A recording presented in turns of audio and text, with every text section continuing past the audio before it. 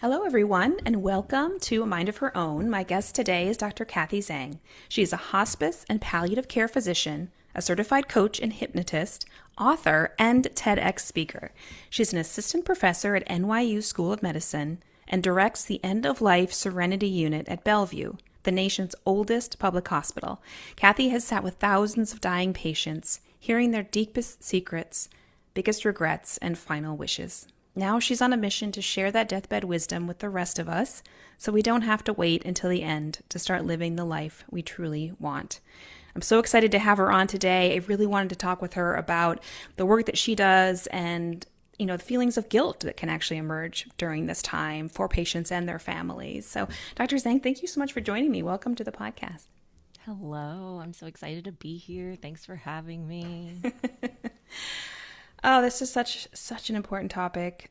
As I've gone around and spoken to a lot of women, also men as well, about my book, about guilt, these questions come up all the time. Sort of, how do I cope with guilt that's coming up in caring for an aging relative, an ill relative, and then also in their own experiences of guilt, of having, going through the aging process, of becoming what they perceived as a burden on their family. So wherever you want to start, there's so many questions I have in this area. But when you think about guilt and how it overlaps with your work, what comes to mind?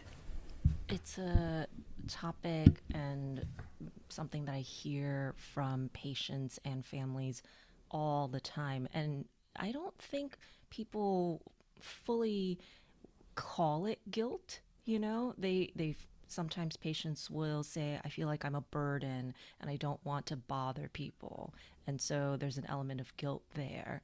Or people say, I feel like I have to, the shoulds, right? If I'm if I'm a good child, then that means that I'm visiting my loved one at the nursing home all the time. Or if I were better equipped, or if, going back to your book, like if I were perfect and all the situations were, ideal, I would be able to care for them at home. And because I can't care for them at home, then that means that I'm somehow not fulfilling my duties as a child or a caregiver. And then there's so much to unpack with the caregiver role because caregiving itself is a full time job. But most people who are caregivers are also working or taking care of their own family, trying to, make time for themselves. And that usually falls out the window. And then so there's a tension between like the caregiver identity and then the self identity of like my dad is dying and how does his daughter grieve versus trying to fulfill the role of caregiver too. It's all really intricately linked and guilt is really central to all of it. Yeah, I came across as I was preparing to speak with you this really terrific kind of summary, this caregiver guilt questionnaire that someone had come up with, and talking about some of these big categories of guilt, even with under the umbrella of caregiving guilt. And one of them is about having any negative feelings toward that loved one or toward that individual. And I'm wondering if you, when you talk to families, if you hear those kinds of feelings expressed. Yeah, totally. Especially if the patient has behavioral disturbances like in dementia or other neurologic conditions, or they have some sort of underlying medical illness that makes them not as cognitively aware as they once were. That can be really difficult because now this person who you once knew is not themselves.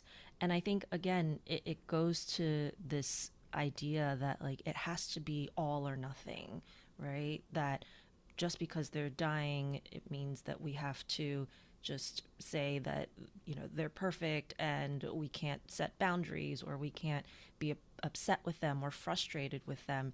And that's an impossible ideal to fulfill.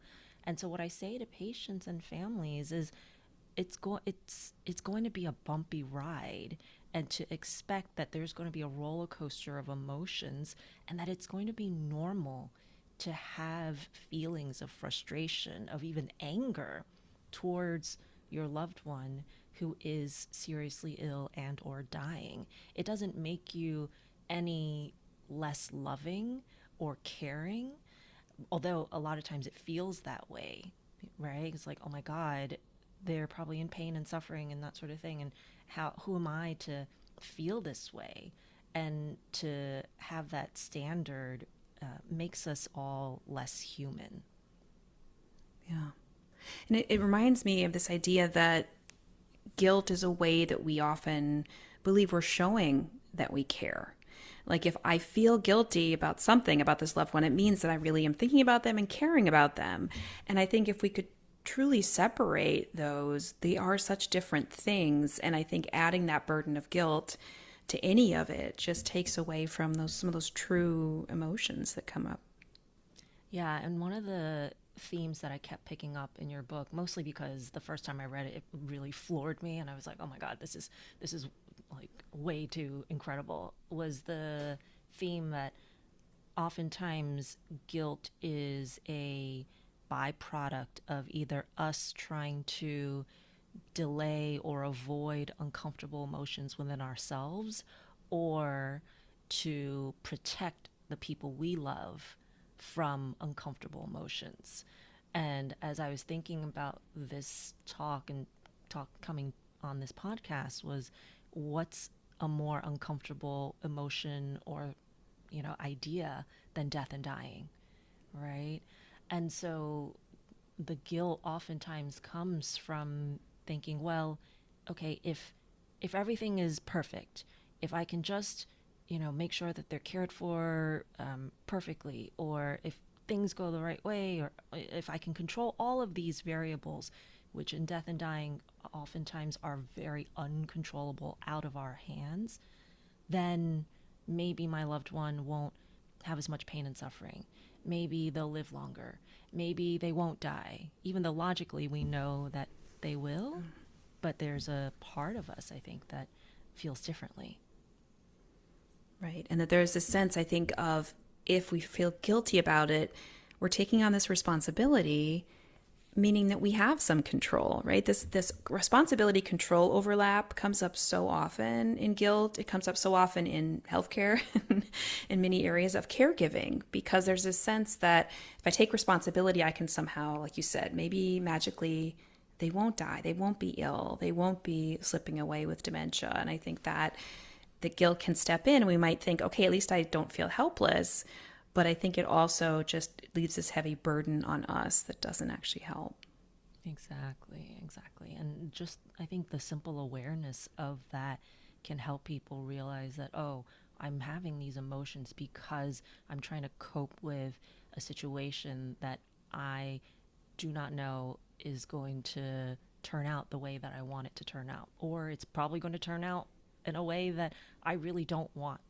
And so that kind of grasping for control is, very prominent for a lot of people. Yeah. And I think another category that they described as in caregiver guilt was this sort of sense of, what if I get it wrong? Or maybe I'm not up to the challenge. It reminds me, I had a patient who was a physician and had a parent who was dying of cancer. And there was this expectation that the physician would sort of give the news to the family after checkups and things, that who was actually their child, right, would give these updates. And also, I think that this physician had this sense of, I should be able to fix this, or like get my parent into the right type of care, that they live longer, that maybe there's a trial I should be knowing about. There was such a sense of, I should be able to do so much more than what I'm doing. And I'm wondering, how you hear that probably, and then also how you'd respond. Yeah, and again, the should is a burden of responsibility and also expectation. And what I say to people is like, hey, you are doing the best that you can under these circumstances, right? And sometimes when we are trying to do the best that we can for our loved ones, especially at the end of life or when they're very sick, is that there are going to be trade-offs. And we can't always expect that everything is going to happen the way that we think it should happen, the way that the patient wants it to happen, because sometimes those are at odds. As an example, a lot of patients and families will say, like, well, they said they never wanted to go to a nursing home. And the truth is no one really ever wants to go to a nursing home, right? Like, but the truth is that a lot of times, because of people's situations and circumstances at home and caregiving and things like that, home is not always the safest option, or home is not an option for the patient. And so I remember I was doing a kind of a workshop the other day, and I said something along these lines, and someone typed in the chat, they're like, oh my God, that just relieved such a burden for me, thinking about my own aging parent, that I had to take care of them at home. And just that simple knowledge that, it's okay if things change, and to be able to adapt to that, and means that you're just doing the best you can, doesn't mean that you're a worse child, or you're not trying to help them, or you're any less loving. Right. And I think that there's a sense that, or we're sort of told that we should feel guilty in these situations as caregivers of aging parents, for example. And I think it is a form of sort of social control that's saying, feel guilty about this, you personally, because you must be getting something wrong that you can't care for them at home, as opposed to, let's take a step back and think about how little funding is available for people to have the adequate support that they would need to care for someone at home who has so many needs, right? Any personal leave through their work to actually take that time. Like, we're existing in a society and in a country in particular that does not value caregivers who are trying to take these steps. And so feeling guilty personalizes, individualizes it, I think, at the expense of really what the systemic problems are. Not that we can individually change them, but can we band together and push back on some of these areas of neglect in funding? Yeah, and the systemic issues you mentioned are huge, right? Because there's so many barriers to be able to take care of someone 24/7 at home, even with insurance. Insurance will maybe pay for an aid, I don't know, a few hours, a few times a week, right? And then what happens? If you work, you have to hire someone privately to be able to be there 24/7, day shift, night shift. Most people cannot afford that. And then there's also the socioeconomic kind of layer of community. A lot of us live far from our families. And so in places that have a strong sense of community or that sort of thing, other family friends can come and be caregivers for a few hours a day. That's great if that happens, and that's not always the norm. And so and then you just think about all of these things that compound and make it so much harder to be able to take care of someone who potentially could be at home.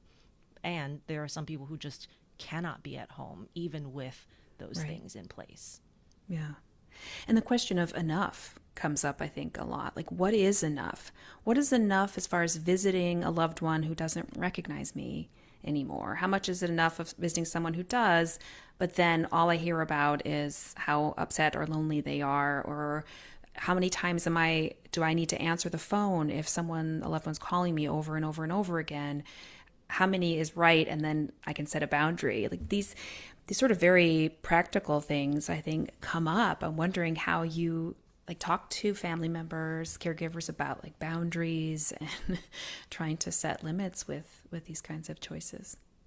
Again, it's such an individualized conversation because it's hard. One, let's say someone has advanced dementia. It's hard to set boundaries with someone who isn't aware of what they're doing. So, that is particularly difficult because then the onus is on you to determine how much you're willing to put yourself in that situation if they are berating you, if they are acting out, or things like that. If the patient is, let's say, more aware and they're conversant and things like that, my best recommendation for people is, just recognize that whatever decision that you make is going to have trade-offs. Whether you decide I'm going to go every day and I'm going to just be there, and that's the decision that I can live with once they die, cool. That's Yeah. your values, and that's great. Some people are like, I can't subject myself to that, and I still have a life, and I still need to pay bills, and I still need to take care of myself. I think it's more important that we recognize what our own values are, what trade offs we're willing to make, and when that person does eventually pass, to feel that, okay, I'm going to be okay with the decisions that I made during that time when they were sick and dying. Right. There's almost this preemptive fear that I might feel regret or guilt after they've passed because of doing something now that maybe was better for me, right? That they almost anticipate what that might feel like. And how do you respond to that kind of fear? First of all, it's human, it's normal, Yeah. right? And again, it's so much of that is wrapped up in, if I do this, if I do enough, I could prevent the regret and the guilt and the grief. And we all know that there's nothing that we could potentially possibly do that would totally avoid having those uncomfortable feelings. And so, what if the reframe was that that's going to happen? And I've dealt with uncomfortable emotions before. I haven't died. I can find a way to be able to cope with what comes next. And if I just feel that I'm doing the best that I can, given the circumstances, even if that's not ideal, even if it's not perfect, then maybe that's okay for today. And then if I want to adjust tomorrow, cool, I'll adjust tomorrow.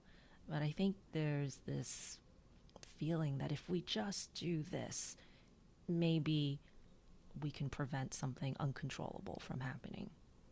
Right. Like with enough self sacrifice, I can prevent myself from feeling these difficult emotions ever, which of course, emotions are signals that show up in different environments. So I think there is a sense of like investment in that protection that really doesn't work very well. Yeah, and it's there's a lot of emotions that come up around death and dying, and it's just be gentle with yourself. It's okay. There's a lot of things going on, and just if you're doing the best you can, that's okay, and that's enough. Yeah. I think the other area that I think is really important around caregiving, because we know that caregivers themselves can actually end up having real health concerns, right? And that they can have negative effects on not only their mood, but also their physical health, their own longevity. And the guilt that comes up around taking care of yourself when you're taking care of someone else, right? There's this put your own oxygen mask on first. I think that's kind of lost its meaning because it's overused, but just how would you describe that to caregivers that are like, well, why would I be able to take time off or even, heaven forbid, go do something that brought me joy or was fun or relaxing? Like the guilt that comes along with doing that. So, two things. One is, I think a lot of us fall into this dichotomy of it has to be all or nothing in life in general. And when it comes to death and dying, I think, and sometimes because of how overwhelming everything is, it's easy to feel like, oh, it has to be sad and somber all the time because of the impending death. And I think that is a detriment because then people feel like, oh, I'm not allowed, or it feels wrong to have moments of joy or laughter or peace or calm. And then they are like, okay, well, I can't have that. So then they fall more into the, well, I just have to self sacrifice and keep doing more and keep doing Right. more. And so that is one part, because of course it has to be a duality. I had a patient during COVID, very, very early COVID, and I'm in New York. And the patient was pronounced brain dead from massive strokes, and the children were all in medicine, or like doctors and a pharmacist and all this stuff. And we all had N95s, and I was breaking the news to them. And obviously they were crying, they were snotting, everyone was snotting into their N95s. It was, and at one point they were just talk in that conversation, they were like just saying what they would have to do to prepare for her death. And then they just started laughing because they were like, she has so much shit that we're going to have to clean up. Right. And just in that moment, I thought, wow, this is probably some of the worst news that they are receiving. Yeah. And yet they still found this moment of levity. So that's one part. And the second part is, people always ask me in hospice and palliative care, how do you do it? How do you take care of people who are dying all the time? That sort of thing. And what I say is, what drew me to this profession within medicine is that we are probably one of the few specialties that thinks of self-care as the vehicle by which we better care for others. Right? I have not previously been in a field of medicine that was like, yeah, mental health days. Yes, take care of yourself. Yes, eat before you go to a family meeting. Yes, take bathroom breaks. And if we think about it that way, that the replenishing of self is the best way that we care for someone, because then that means we have more bandwidth to regulate our own emotions when frustration and anger comes up because they're doing something. Or it means that we are stronger to be able to help move them out of the bed, or to be able to manage the responsibilities of their appointments or taking them to whatever treatment that is. If we think about it that way, I found that a lot of people find that really refreshing and almost like, oh, it's okay for me to do it. And it feels weird sometimes because it's like, oh, I'm saying that it's this way so that you can continue to care give. But I think it resonates with women particularly. Yeah. Who sometimes it's very hard to sort of put their needs first. And you're right. How are we're emphasizing this sense of you're caring for yourself in order to care give, but I think we're also saying, like, you are human too, and you have needs too, whether that's in caregiving or that's in spending time with your spouse or your children, or other things that actually bring you joy, that it matters how you have your day to day, not just you give it all then and then later, later in life I'll do something again that's fun or pleasurable or relaxing. Mm-hmm. And then sometimes I, will ask family members who are caregivers, do you think that what do you think your loved one, if they could sit here and comment on your life or your decisions and what you're saying to yourself about yourself, how do you think that they would respond? They usually are like, well, they would want me to, go to the gym. They would want me to, shower daily, they would want me to do these things. They would want me to still live my life. And so sometimes that reframe helps as well in those moments. Yeah. And you can see how that would evoke self-compassion as well, because a sense of having a little bit more objectivity by asking, how would someone else speak to you when we're being so critical of ourselves and so filled with guilt? Right. Or how would you advise your best friend if they were going through this and feeling guilty and things like that? And so just zooming that out from kind of this narrow focus of, this is happening in my life and I feel awful and a terrible person, feel really guilty for having these feelings, can really help to just get a different perspective and maybe see things with a different lens. And I think if we shift perspective a bit, I think what I love so much about your writing, some of your content that you make, is this perspective you have on sort of what makes a good life as part of what made a good death or a good end of life and death. And thinking from the patient's perspective around this topic of guilt, what types of things do you hear from individuals who are under your care that they might feel guilty about, or kind of wish they were doing or had done differently? So and I think I made a video about this recently, and I mentioned it at the very beginning when we started talking, is this feeling of being a burden or a bother. I see it a lot in patients at the end of life, or people, because I work specifically in the hospital. So when someone gets admitted, even let's say they're not imminently dying, and I'll ask them, who in your family do you want us to contact? And they're going, no, no, no, no, no, don't call them. It's not that bad. And I'm like, you have, stage 4 cancer and it's spread to your wherever. This is pretty serious. You might want to talk to somebody or have someone to help support you. Obviously, also when we ask initially, it's to see if there's other people who can make medical decisions or healthcare proxies for a time that the patient may not be able to make their own. And so often people say, no, no, no, don't bother them. It's okay. Like, I don't want to bother them. I don't want to be a burden. And I do understand that feeling, and I sometimes will try to ask in different ways to see if we can get family involved, especially if they describe the family as very supportive, Right. right? And if they even have family, because I've heard from so many people on the other end who didn't get that chance to show up, who didn't get that opportunity to have last words or to apologize or to forgive or to express gratitude, that they felt they wish that they had been given the opportunity to make a choice, right?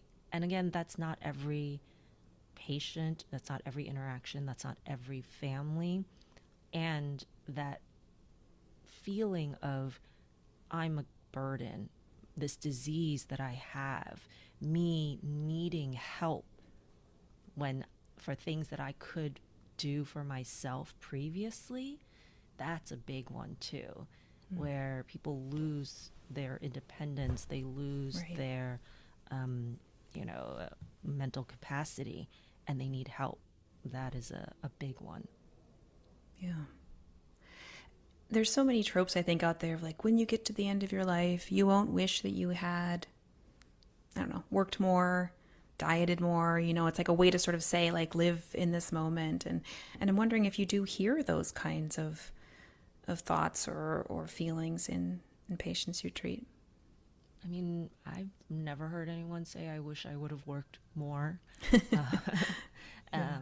and I've started to think about deathbed regrets and things like that in a category of A, B, and C's. So it's like people wish that they had been more authentic during their lifetime. I wish I had been more true to myself. I wish I had followed what I wanted rather than what was laid out for me, what was expected of me. The B is bravery. I wish I had the courage to pursue my dreams. I wish I had been taken the risks that, I felt were too scary to do at that time. And now looking back, I wish I had done something different. And the C is for connection. I wish I had kept in touch with my loved ones. I wish I had maybe healed that relationship that was estranged. I wish I had kept up more with my friends. And the piece about working too much or, that sort of thing. It's like, well, what did work not allow you to do? Like, what did working too much? I regret that I worked too much. I spent too much time at the office. What did that not allow you to take part in? Was it being more authentic? Was it being brave? Was it connecting with your friends and family, your community? And so that's how I've been starting to think about deathbed regrets, because I just hear them so often. Wow. Authenticity, bravery, and connection. Mm-hmm. I love that. It's sort of like a recipe for all of us. Like, what do I want to prioritize, and what do I really want to do with my time? I hear so many, especially women I'm speaking to, talking about community and connection, and just this sense of everything being so fractured, so big, so heavy. How do we have these like simple connections between each other? Mm-hmm. Yeah, and I think when people hear the A, B, and C, something usually pops up. One of them usually pops up. You'd be like, oh, that's the thing that I feel instinctively that maybe I want to work on or be more intentional about in this current period of my life. Mm-hmm. And so if that registered somewhere in your body, your brain, your unconscious mind, then perhaps that's a signal and an opportunity to say, okay, well, what if for the next month I try to be a little bit more authentic? What if for the next month I try to find more opportunities to have community and connection? So, yeah, I love that. I do have to ask, like, what's so interesting, I think, about death and dying, and I know we've spoken about it a bit in the past, is just how different it is in different cultures, in different groups of people, even in different families, probably. And I'm wondering, when you're at Bellevue, which sees people from all over the world, so many different cultural experiences, what do you find? I mean, this is a very broad topic, but I'm just interested in how you see culture as playing a role in how we manage and cope with these subjects. It's a great question because it's so fascinating. We're in New York and we're at Bellevue. So on any given day, the languages spoken on our patient list we'll have 5, 6, 7 different languages. We're always wheeling around that video interpreter thing into patient rooms and family meetings and things like that, or calling interpreter services and being like, hey, can we get a Fulani interpreter in the next 24 hours? So, and it really plays a role because different cultures have different traditions when it comes to death and dying. Let's say, and again, I don't want to get this wrong, but for Islam, there is a time period within which the body should or shouldn't be moved or that sort of thing. I've had patients and families say, can you dress this patient in their traditional wear, traditional clothing in the hospital, because when they pass, we would like them, or in our tradition, it is best for them to be in this attire at the moment of death, right? There are other things when it comes to burials, the timing of burials, the transition to the funeral home, or the desire for cremation or not for cremation. All of that just reminds me that death is a universal experience that is experienced differently depending on who we are, where we grew up, our culture, and all of these things. And that is what I find so fascinating about it, because it can be so unique, even though we all experience it and are going to experience it probably multiple times in our life when we lose friends, family, loved ones. Yeah. It's so true how we respond based on how our family has, or what our expectations about what death and dying should be like, or how we should handle it. Even grief can be so complicated because people think there's a right way to grieve, and that the idea that we are grieving as someone becomes ill and is going through this process, that we're grieving this whole time, that may show up as guilt, because guilt can mask some of these other emotions. But then even after the loss, maybe the grief isn't as strong anymore because you've had this time, and then the guilt starts coming in then. Like, I wonder how you might speak with someone who's saying, I feel like I should be more upset or grieving more. This is not what I expected. I think it depends so much on. I think people think that grief, and I believe that that conversation is changing, but historically, grief is just limited to the time after death. And I think people forget that there is a lot of grieving that happens before it as well, during the process of someone getting diagnosed and getting sicker and losing independence, and this person is changing from the person that I once knew. That is, there's cycles of grief in there as well. There's also anticipatory grief. So I think a lot of times there people do so people do a lot of grieving before death, especially if it's a long illness over years, as opposed to, let's say, a sudden accident where they have a very, very short time between realizing that this person is sick and them dying, and then that grief period after death can be much more pronounced versus someone who has had much more of a, if you want to call it, a lead time, knowing that my loved one has kidney failure and has, years to live, versus someone who had a very tragic episode or an accident. And again, it's so individualized, it's hard to give general recommendations. And depending on, again, there's no right or wrong way to grieve. What you feel is what you feel, and that's okay. If it doesn't look classically like what we're told grief is supposed to look like. I love that you are using your voice in this way, and you can tell how many people are interested in this just by the engagement you have in talking about a really challenging topic for many people, scary, right? Anxiety provoking.